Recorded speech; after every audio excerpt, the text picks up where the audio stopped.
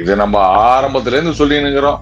விஜய் கட்சி ஆரம்பிச்சா முதல் டேமேஜ் சீமான் அவர்களுக்கு அப்படின்னு ரொம்ப காலமா நம்ம சொல்லிட்டு இருக்கோம். பட் மோரோவர் அதே மாதிரி இந்த தாவேக்கா கூட பாத்தீங்கன்னா அவர் விஜய் கூட வந்து ரொம்ப சீரியஸ் பொலிட்டீஷியன் மாதிரி இருக்கிற மாதிரி தெரியல. அவர் பங்களாதான் அரசியல் பண்ணுவாருன்னு தோணுது. அம்பேத்கர் கொள்கைகளை கைவிட்டு விட்டார், பாஜக அவங்களுடைய பி டீம் ஆயிட்டார் அப்படின்ற ஒரு குற்றச்சாட்டு வரும்போது இந்த நேரத்துல நீ ஏடிஎம்கேவோட விஜய் கூட்டணி வச்சார் அப்படின்னு சொன்னா அப்ப அதை ரிவைவ் பண்ற மாதிரியா. ஆனா இவர் வந்து புரட்சி தமிழர்னு ஒரு பட்டம் கொடுத்துட்டாங்க. அதாவது தமிழகத்தை பொறுத்த வரைக்கும் பாஜக இப்பதான் ஒரு 2-3 வருஷங்களுக்கு முன்னாடி கட்சி ஆரம்பிச்ச மாதிரி இருக்குதுங்க. அதுக்கு முன்னாடி எல்லாம் வந்து ஆல்சோ ரேன் அப்படிதான் இருந்தாங்க. வெறும் தேர்தலுக்கு தேர்தல் மக்கள் முன்னாடி போறது, இல்ல தேர்தலுக்கு முன்னாடி மக்களிடம் போயிட்டு ஓட்டு கேட்பது, இல்ல வேலை செய்வது, இப்படி எல்லாம் கவர் பண்றது இது கிடையாது. பிரதான எதிர்கட்சி பிளஸ் ஆளுங்கட்சியா வருவதற்கு கூட ஒரு சின்ன வாய்ப்பு இருக்கின்றது. அதெல்லாம் இல்லாம இல்ல.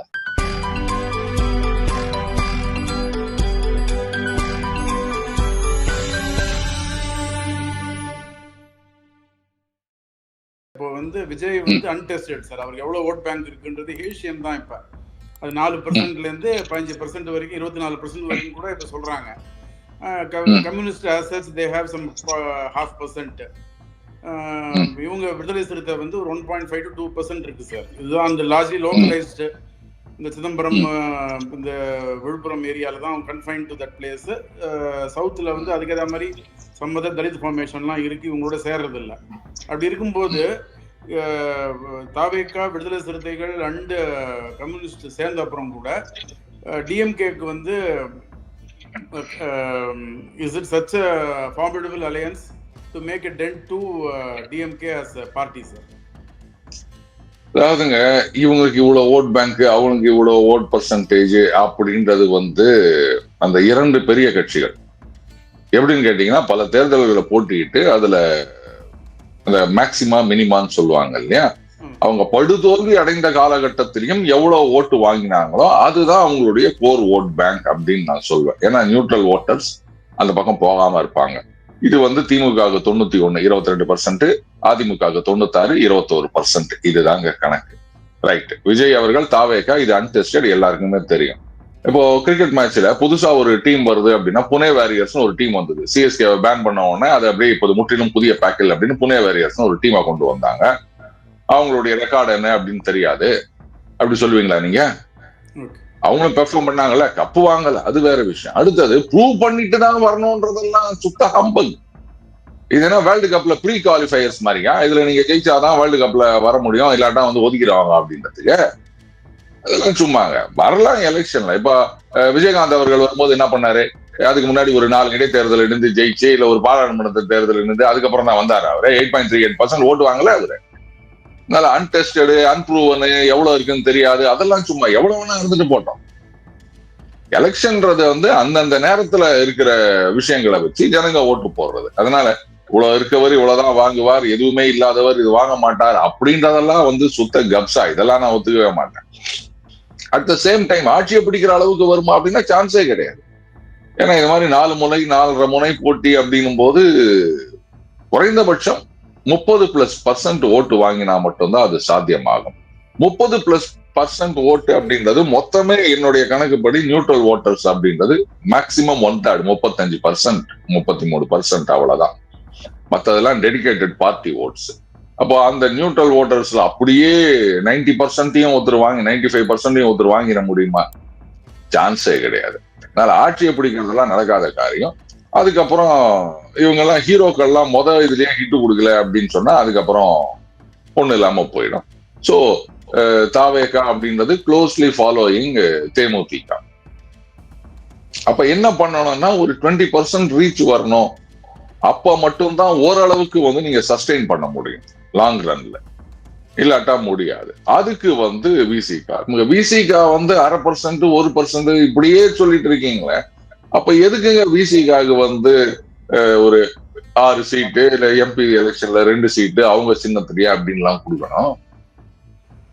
தனியா நின்றா அவங்களால ஓட்டு வாங்க முடியாதுங்க. பட் ஒரு கிரெடிபிள் அலையன்ஸ்ல சேர்ந்தாங்கன்னா டெஃபினட்டா 8-12% வாக்குகளை ஸ்விங் பண்ண முடியும். அதனாலதான் அவ்வளவு இம்பார்ட்டன்ஸ் கொடுத்து வச்சிருக்காங்க, சும்மா ஒண்ணும் கிடையாது. இப்போ பாமக அவங்களுக்கு வந்து பாத்தீங்கன்னா நான் வந்து 3 பாயிண்ட் சம்திங் தான் சொல்வேன். ஏன்னா அதுதான் அவங்களுடைய லோயஸ்ட் டேலி.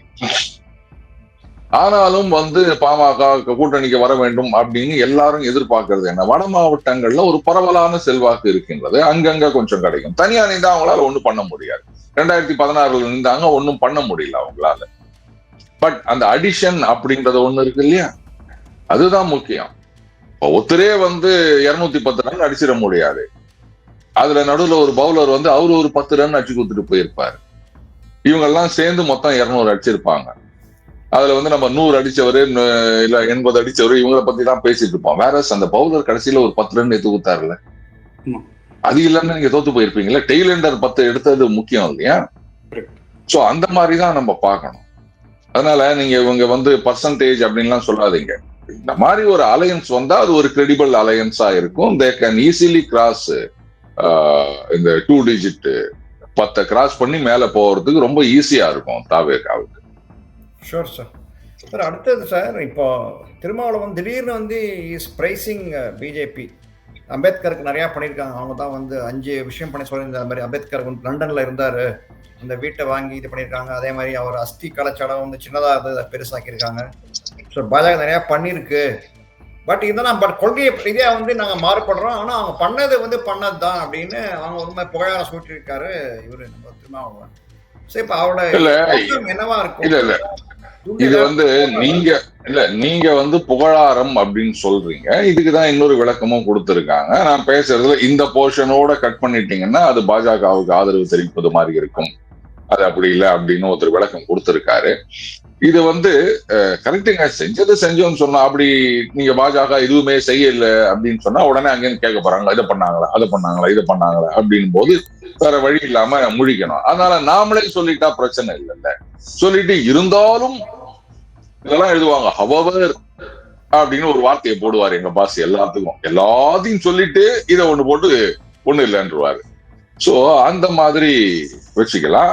ஆர்எல்ஸ் இப்படி பாருங்களேன், நாளைக்கு வந்து இவங்க கூட்டணி மாறி போகின்றார்கள் அப்படின்னும் போது ஒருவேளை இவர் வந்து அம்பேத்கர் கொள்கைகளை கைவிட்டு விட்டார், பாஜக அவங்களுடைய பி டீம் ஆயிட்டார் அப்படின்ற ஒரு குற்றச்சாட்டு வரும்போது அப்ப சொல்லலாம் இல்லையா, அண்ணல் அவர்களை பத்தி பேசுறதுக்கு உங்களுக்கு எந்த யோகியதையும் கிடையாது, உங்களோட அவங்கதான் அதிகமா செஞ்சிருக்காங்க. ஆனா இருந்தாலும் நான் வந்து சேர மாட்டேன்னு நான் சொல்லியிருக்கேன். நான் என் கொள்கையில உறுதியா தான் இருக்கேன். நீங்க என்ன பண்ணீங்க, நீங்க வந்து என்ன குறை சொல்றதுக்கு உங்களுக்கு எந்த யோகியதையும் கிடையாது அப்படின்னு கவுண்டர் கொடுக்கறதுக்கு அது ஒரு சான்ஸா இருக்கும் இல்லையா. இருக்கு. பட் எதிர்காலத்துல வந்து பிசிகா வந்து பிஜேபி பக்கம் வரும்னு நினைக்கிறீங்களா? சான்ஸ் இருக்கா?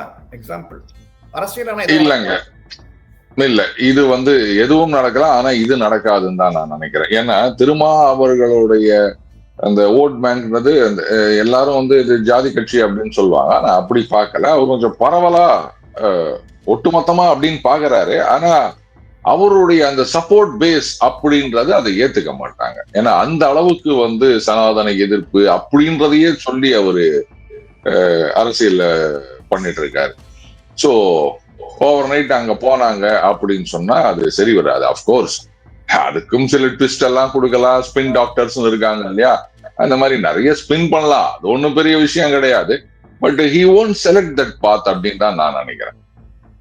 பட் இப்ப விஜயை பொறுத்தவரை வந்து இப்ப அவர் இஸ் ட்ரைங் டு அட்ராக்ட் பிசிக்கு, ஏன்னா அவர் கவனம் இருக்காருன்னா ஏடிஎம்கே அலையன்ஸும் வேணான்ட்டார் அவரு தைரியமா, நான் வரமாட்டேன் அவங்களோட அப்படின்ட்டாரு. ஸோ அவர் வந்து இதுவே போதும்னு நினைக்கிறாரா? பிசிக்கா கம்யூனிஸ்ட் வரலாம், நம்ம 3 பேர் நம்மளே வந்துடலாம் அப்படின்னு நினைக்கிறாரு அவரு? இல்லங்க, அவர் வர முடியாதுன்றது அவங்க நல்லாவே தெரியுங்க. சும்மா கூட இருக்கவங்க எல்லாம் நாங்க தான் ஆட்சி அமைக்க போறோம், மக்கள் எங்களுக்கு துணை அப்படி அப்படின்னு சொல்லிட்டு இருக்கலாம். கட்சி ஆரம்பிக்கிற அத்தனை பேரும் அதான் சொல்லுவாங்க. நானே கட்சி ஆரம்பிச்சாலும் அதான் சொல்வேன், நாங்க 244 ஜெயிப்போன்னு கூட நான் சொல்லுவேன், நான் வாய்கூசாம. அது ஒரு பெரிய விஷயம் கிடையாது. பட் இப்ப எல்லாருக்கும் தெரிஞ்சு போச்சு ஏடிஎம்கே வந்து டவுன் சைட் ஜேர்னி ஆரம்பிச்சிட்டாங்க அப்படின்னு. அப்போ அந்த 2வது இடத்தை பிடிக்கணும்ன்றதுக்கு தான் இப்போ ஒரு பெரிய போட்டி நடந்து கொண்டிருக்கின்றது. இந்த நேரத்துல நீங்க ஏடிஎம்கேவோட விஜய் கூட்டணி வச்சார் அப்படின்னு சொன்னா அப்ப அதை ரிவைவ் பண்ற மாதிரி ஆகும். பைபோலார் ஆயிடாது, ட்ரைபோலார் ஆயிரும். அந்த 2வது இடத்துல ஏடிஎம்கே அப்படியே நின்றுட்டு இருக்கும். அதனால அதுக்கு வந்து யாரும் ஒத்துக்க மாட்டாங்க, பாஜகவும் சரி தாவேகாவும் சரி. அடுத்தது இவங்களோட விசிகா தோழர்கள் இவங்களோட சேர்ந்து ஆட்சியை பிடிக்க முடியுமான்னா, அதான் சொன்னல, ஆட்சியெல்லாம் பிடிக்க முடியாதுன்னு அவங்களுக்கு நல்லாவே தெரியும். பட் 2வது இடத்துக்கு வரணும். ஏன்னா இவங்க எல்லாம் அதிமுக பக்கம் போல அப்படின்னு இப்போதைக்கு போக முடியாது, இனிமேலும் போக மாட்டாங்கன்னு தான் நான் நினைக்கிறேன். ஏன்னா அதிமுக ஒவ்வொருத்தரும் ஒவ்வொரு பக்கம். அது ஒரு கதை கேட்டிருக்கீங்களா? ஒரு நண்டு, ஒரு மீன், ஒரு காக்கா 3 ஃப்ரெண்ட்ஸா இருப்போம் அப்படின்னு சொல்லிட்டு ஏதோ கைத்த கட்டினாங்களா, அப்புறம் ஏதோ கழுகு வந்தவன ஆளுக்கு ஒரு பக்கம் போனாங்களா அப்படின்னு. அந்த மாதிரி அதிமுக ஒவ்வொருத்தரும் ஒவ்வொரு நோக்கத்துல பேசிட்டு இருக்க மாதிரி தெரியுதுங்க.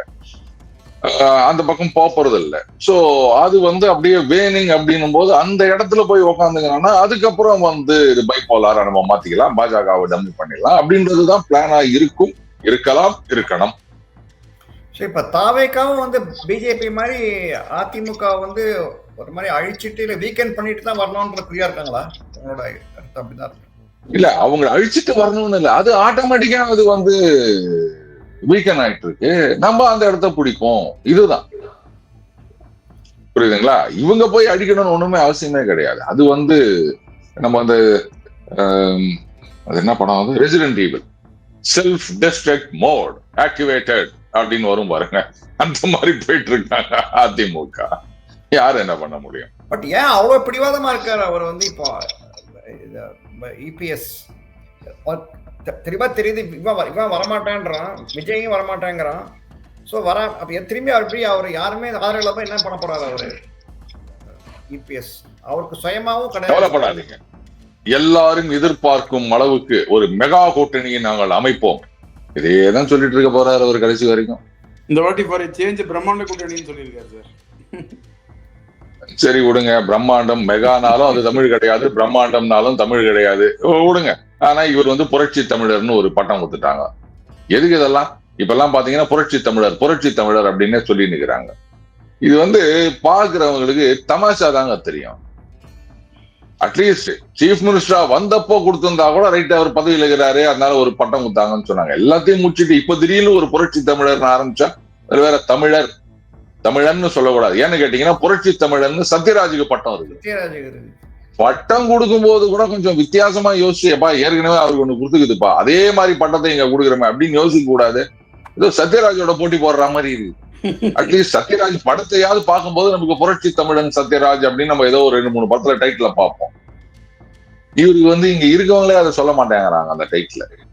ஏன்னா புரட்சி தலைவர் புரட்சி தலைவி அதோட ரைமிங்கா வர மாதிரி நீங்க புரட்சி தமிழர்னு வச்சீங்கன்னா இதெல்லாம் வந்து விடுங்க, இந்த பேட்ச் ஆஃப் ஒர்க் எல்லாம் நிக்காது.